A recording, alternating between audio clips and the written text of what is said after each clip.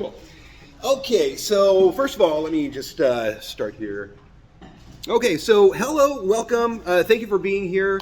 My name is David Block. I am a professional graphic designer and a graphic design teacher. I work as part of the Digital Media Arts Academy at El Dorado High School in Placentia, Yorba Linda Unified School District. So I'm really happy to be here today to talk to you guys about a method that I've used to integrate work-based learning into my advanced and honors classes, and hopefully inspire you to develop a similar program for your capstone classes, regardless of your pathway. Now, before I begin, I just want to set expectations about my presentation. I am going to be giving a lot of details about, specifically about the design pathway, because that's what I teach. But I've tried to make this as universally relevant as possible. So, of course, we're all here from different disciplines, and, I just ask that you keep an open mind and try to imagine how you might apply these methods to your own pathway. All right, so there are a variety of different types of work-based learning out there. There is job shadowing. We have co-ops, paid and unpaid internships, school-based internships, enterprises, and service learning. And we are going to be talking about service learning today. So service learning is a type of work-based learning that extends CTE learning opportunities for students through a combination of related classroom instruction and supervised unpaid on-the-job training. I think of work-based learning as providing experiences, real-world experiences for students, and with the end goal of helping them be more prepared for post-secondary education or their chosen career after high school. I feel like it can better prepare you for a lot of things in the real world after high school. I am very grateful for work-based learning. Work-based learning to me means learning things that you will have to do in the workforce, and I think it is important since it gives you a head start and you know what to expect later on. So work-based learning to me is when you do something at school that is similar or is a emulation of what you're actually going to be doing while you're working in real life. Yeah, so work-based learning really means a lot to me because I'm a kinesthetic learner, so I love working with my hands. And so just being able to go to a school that provides us with these opportunities, it just really motivates me to really pursue the career choice that I've always dreamed of as a little girl. We benefit greatly because I've had 3, 4, 5 leaders that have not only come from work-based learning, but stayed with me after they got out of school. So when I think back to when I was in high school, there was one class that I had during the 11th grade that it was my social studies class, if I remember correctly. We went, for about a week, we covered career choices, and then one day, as a class, we wandered over to the Career Center and we took a career interest survey just to see what occupations best suited us. Some of my classmates' results said that they would be lawyers, engineers, or accountants, and my test said that I should consider becoming either an artist or a kindergarten teacher. So after the visit to the Career Center, there was absolutely no further discussion about what to do next. There wasn't any guidance about how to begin moving in the direction of the career that we were just told we were best suited for. Sorry. Although I do recall being given access to a set of fairly thick books in the library about information about colleges and their programs, I was never offered an opportunity to do an internship or job shadowing to explore whether my supposed ideal occupation was actually something that I was interested in pursuing. And there were no follow-up classes that covered career options. Now, keep in mind that I actually did become a graphic designer and a design educator, so, that test may have had something to do with my future choices. Probably not, but it's an interesting thought. So I didn't really graduate high school with very stellar grades. I didn't have anybody encouraging me to go on to college. So I bounced around for about a dozen years or so, trying all kinds of different jobs, mostly in the retail industry. But around 1996, I ended up teaching myself web and graphic design, and I started a little business with my dad. So it wasn't until about 2001 when after my wife and I had started a family, that I decided to go back to college, get my degree in graphic design. And after about 20 years or so of being a designer, in 2015, I finally became a teacher. Now, don't get me wrong, I am not complaining about any of this at all. In fact, I'm extremely proud of my career choice to become a designer and an educator. But believe me when I say finding my way after high school was difficult, to say the least. Could you imagine where my life might have gone if I was offered an opportunity to spend a semester in a kindergarten class, or an opportunity to follow an art teacher around for a week or two, or even just have one conversation with a commercial artist, see what they do for a job?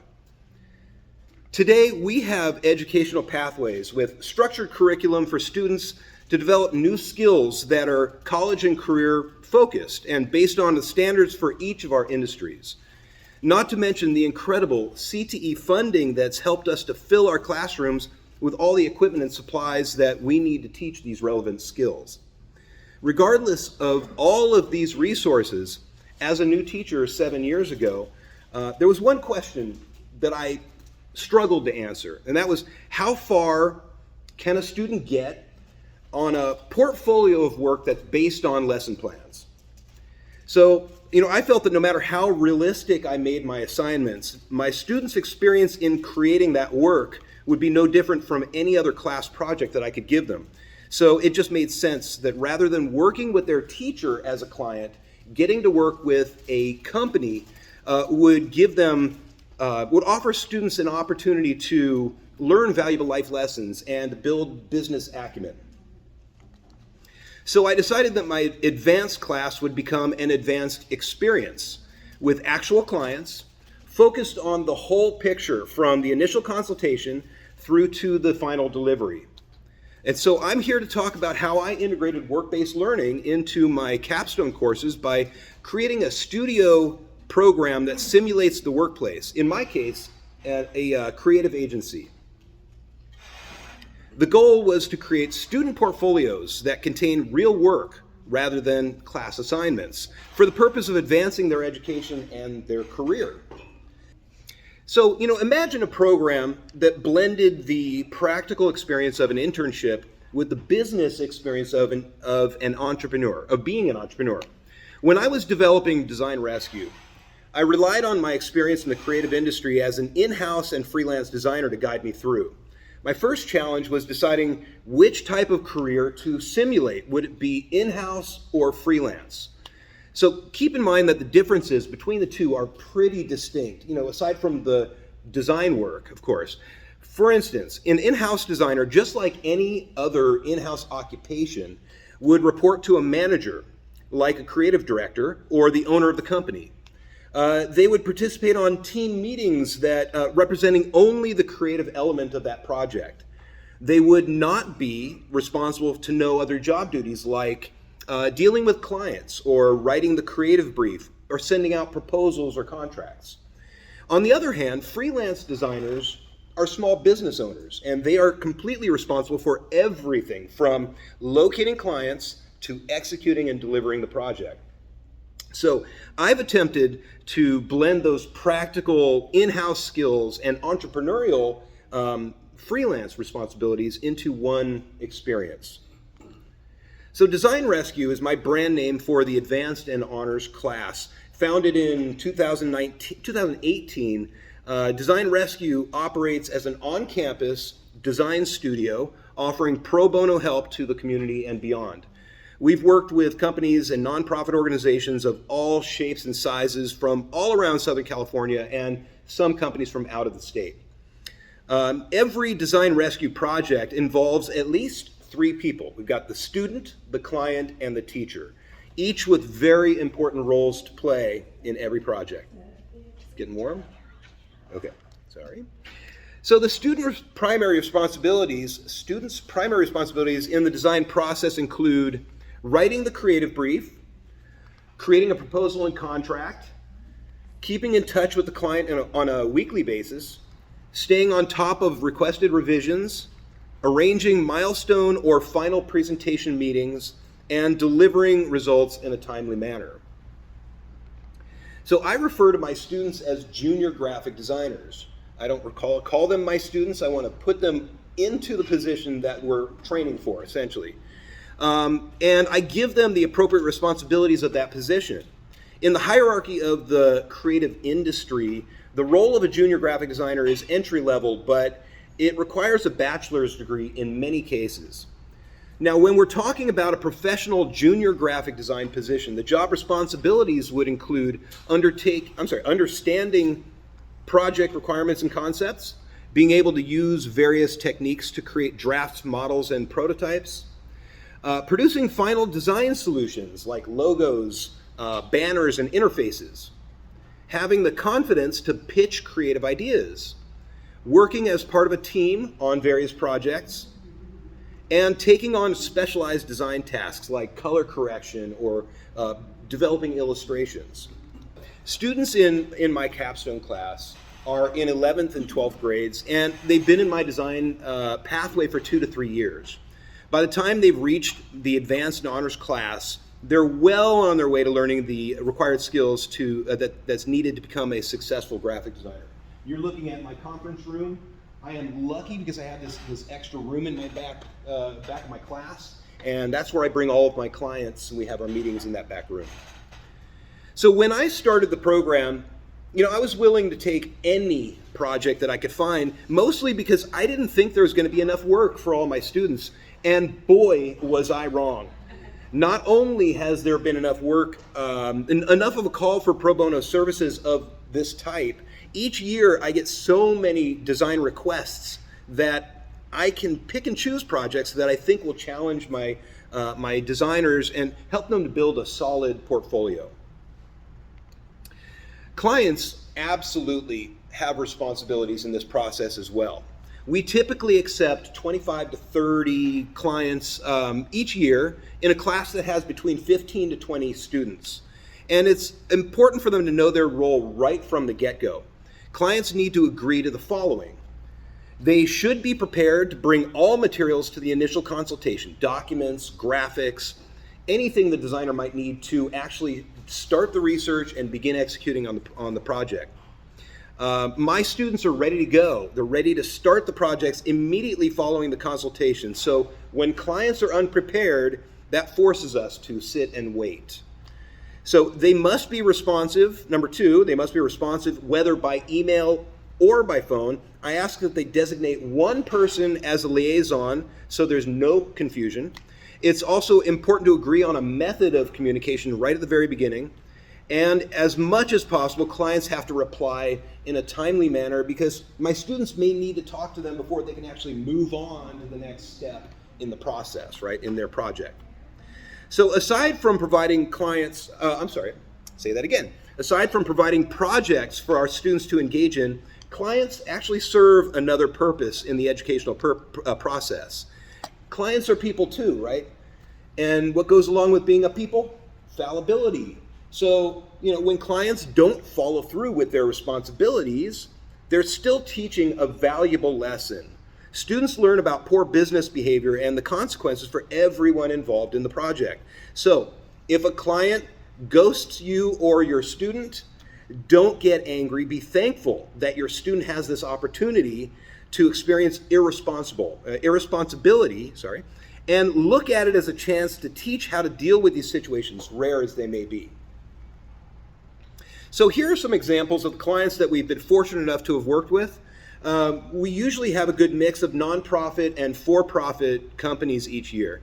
The client list you see in this image, however, is not typical. This was the year that I launched Design Rescue, and I brought in clients right at the start of the school year. I gave my students 3 weeks to practice, and the mistake I made was not allowing enough time for the initial consultations to cover soft skills or to do mock consultations or just to help my students get ready to meet the public.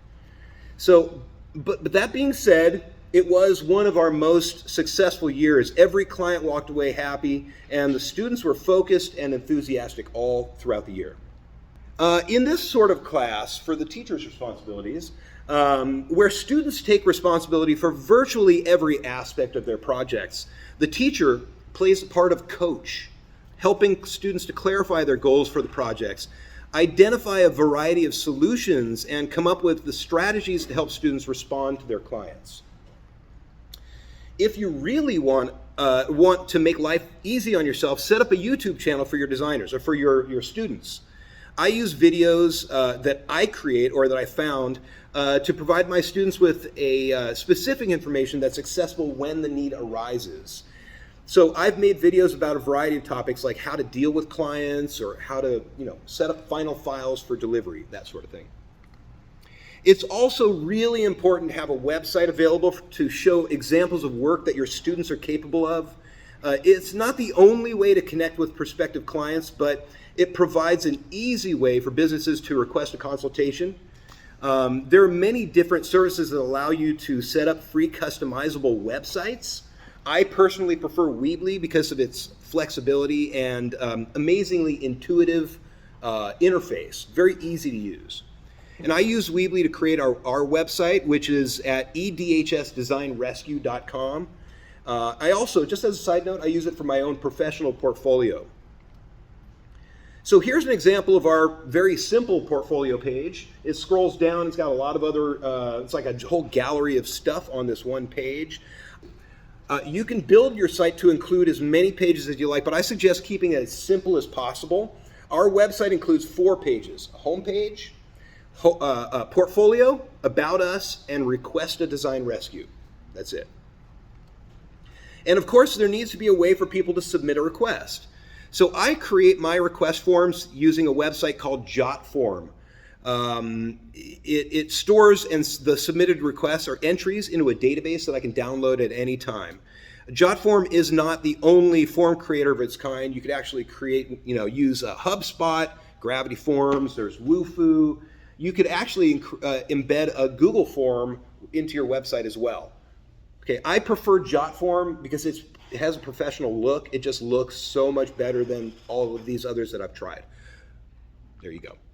We've had all kinds of design requests, but a majority of our projects are focused on logo design, whether on their own or as part of a larger campaign. So here's a short list of the most common types of jobs that we've taken on. We've got logos, flyers and brochures, posters, social media ads, packaging design and product labels, app icon designs, t-shirt illustrations, and one that we came through this past year was an environmental design, like wall graphics for a storefront.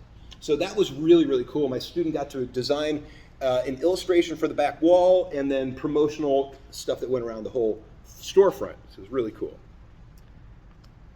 So now let me just take a moment to talk about some of the work that my junior designers have created.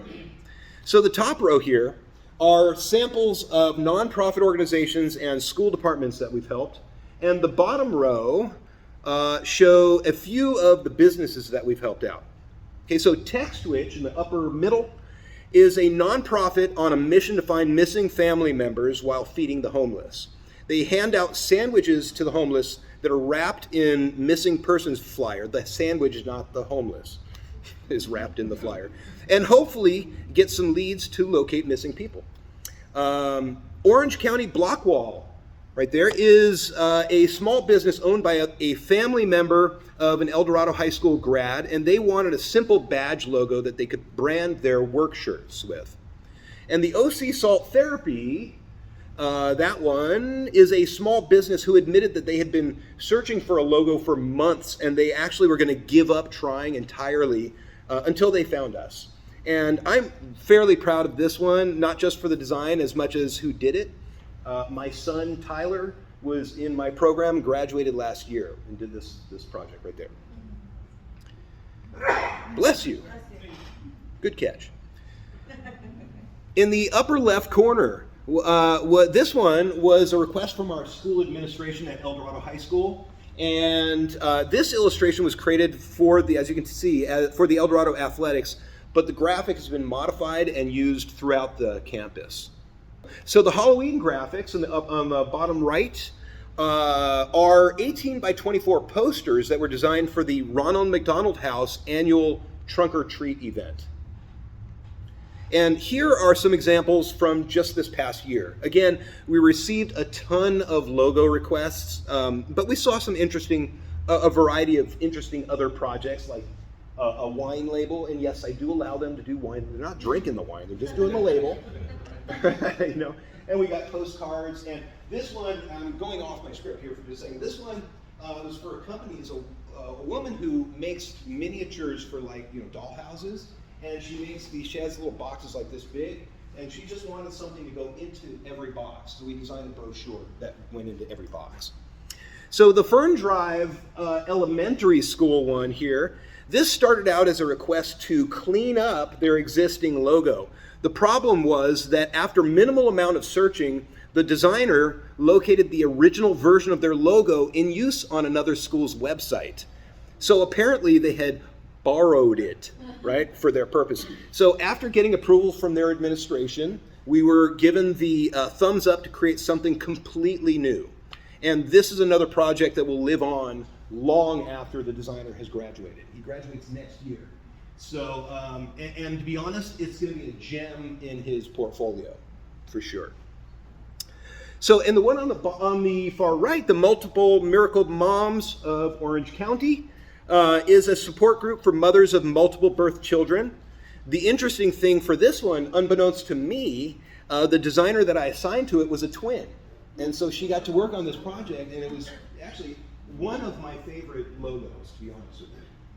Right? It's perfect for Orange County multiple births, right? Okay. So from onboarding to final delivery, I've attempted to set up real-world routines and procedures that students will recognize when they graduate and move on. When the school year begins, we spend the first semester going through soft skills to learn how to communicate and behave professionally, practicing with mock consultations, learning how to write creative briefs, proposals, and contracts. And in the second semester, I bring in the clients and let the fun begin. So next, I would just like to go into a bit more detail about the entire process that I use in that I follow in Design Rescue. So here's a breakdown of the project management process. It includes locating clients, the consultation, the project initiation, and then the work process and project delivery.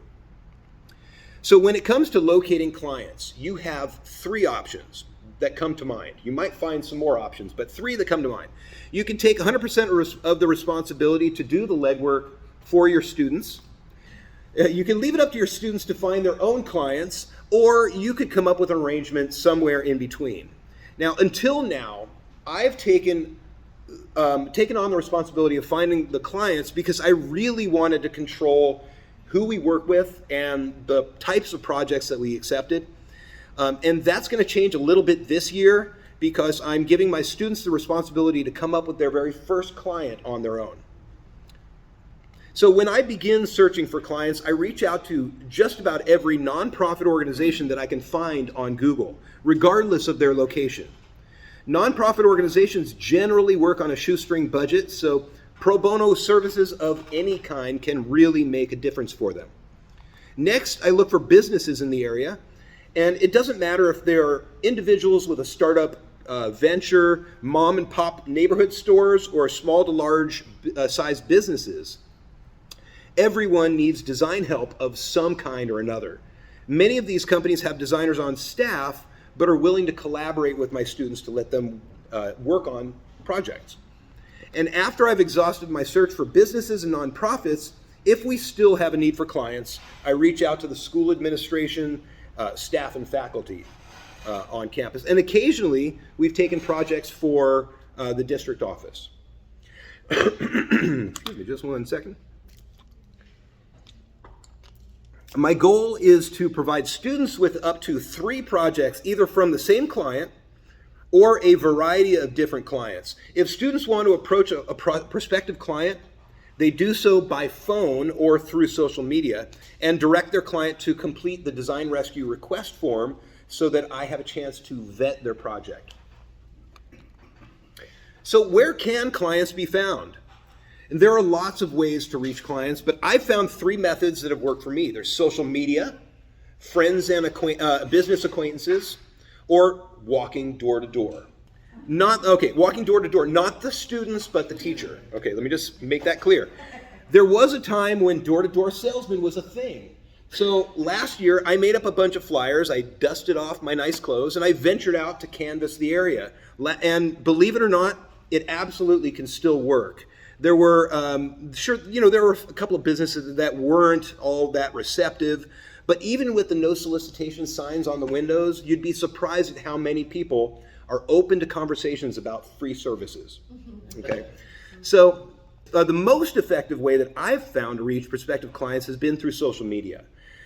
You could post on all of the different social media sites, but in my experience, the platforms that I've seen with the most interactions have been Facebook and LinkedIn. And Facebook more than LinkedIn, to be honest with you.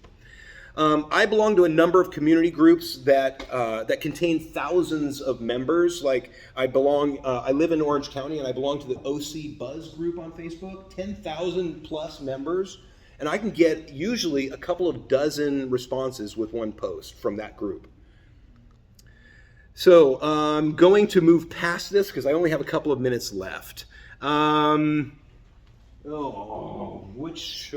I guess I'll just keep going until they stop me. Once you've received appropriate approvals from your administration for the client to come on campus, you need to think about where you can hold the consultation. So it's important to set a professional tone right at the start. You could meet in your classroom, but what if your classroom isn't the most conducive to a business meeting? You could schedule a meeting after school so the normal school activities don't get in the way. Or if your class isn't the most business-like setting, find out if your school has an open conference room in the administrative office that you could reserve, right? So at the start of the meeting, the teacher informs the client that the student will be running the consultation. I think it's important to give students the opportunity to succeed or fail on their own during the process. So if I sense that they're having trouble, I'll give them a chance and to find a solution before I actually jump in. So the project initiation stage is sort of a limbo between the consultation and the actual labor. This is the point where students get to practice their freelance responsibilities by writing a proposal that will be delivered and signed by all parties. That proposal is then converted to a legally binding contract. As a freelance designer, I use a service called workspace.fiverr.com for my proposals, contracts, and invoicing. I ask my designers to sign up for a free account, which allows them to work with up to three clients, I can speak, at a time.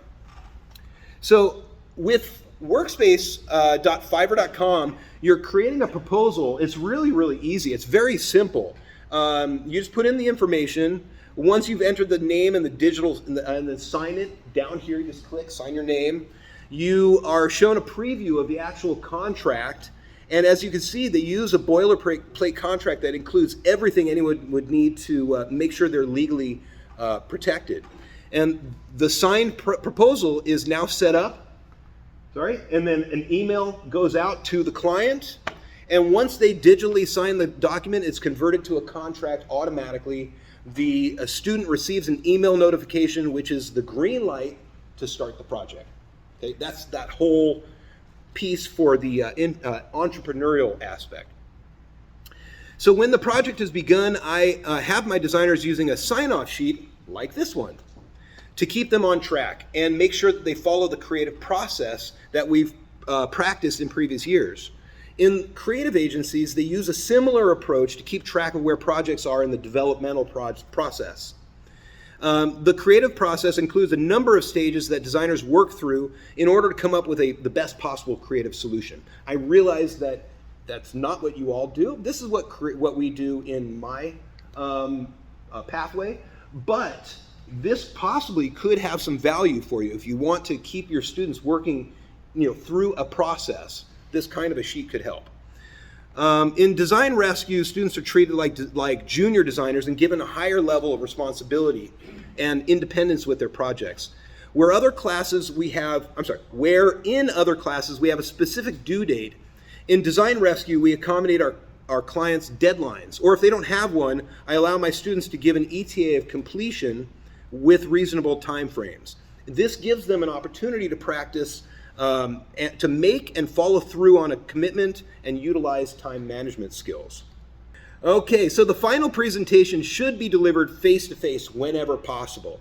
The information that can be gleaned from a client's reaction, whether good or bad, is invaluable feedback. The end of every project should be just as exciting as the start. As with many things in life, presentation is everything. The idea is to keep the client on the edge of their seat, looking forward to what's coming next. The presentation should be somewhat of a celebration, without all the fanfare and confetti. This is a great way to teach students how to leave on a lasting impression, or to leave a lasting impression. So, looking at the basic elements of my work-based learning program, I believe that the bare bones structure can be applied to just about any industry. The process of locating clients, the initial client consultation, the project initiation, work process, and then the project delivery. Now, you may be asking yourself, okay, but how does your design rescue program align with the standards for career-ready practices? And here are the California Department of Education's standards for career-ready practices. Okay?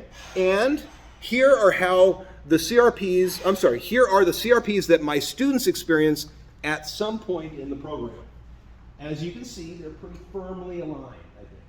And so when I look back at my high school years, I know for a fact that my teachers cared. I absolutely understand that they were doing the best that they could with what they had.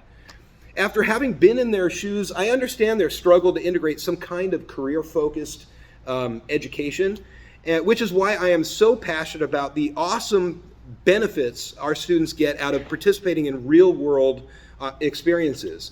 And I hope that I've given you some food for thought, a little bit of something to consider for your work-based learning program. Thank you very much. Enjoy the rest of the day.